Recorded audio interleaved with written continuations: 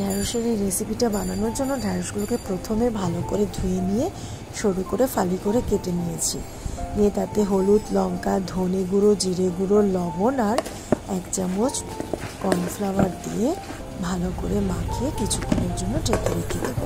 তারপর কড়াইতে একটু সর্ষের তেল দিয়ে এগুলোকে হালকা করে আমি একটুখানি নেড়ে চেড়ে নেব, হালকা একটুখানি জাস্ট ভেজে নেব।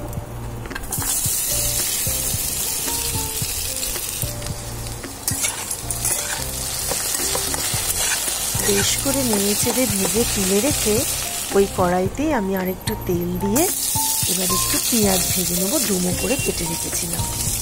এই যে ঢ্যাঁড়সটাও ভাজা হয়ে গিয়েছে, তো ভালো করে নেড়ে চেড়ে নিয়ে এতে যথারীতি আমি লঙ্কা আর ধনে গুঁড়ো আর অল্প একটু জিরে গুঁড়ো আর আদা রসুন বাটা 1 চামচ এবং নুন ও তাতে টমেটো সস ও সয়া সস পরিমাণ মতন বসিয়ে নিয়ে ঢ্যাঁড়স এতে দিয়ে দেবো।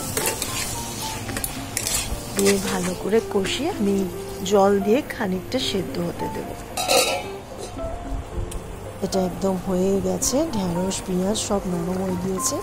আমি এতে পরিমাণ মতন সাদা তিল, ধনে পাতা ও কাঁচা লঙ্কা দিয়ে দিলাম।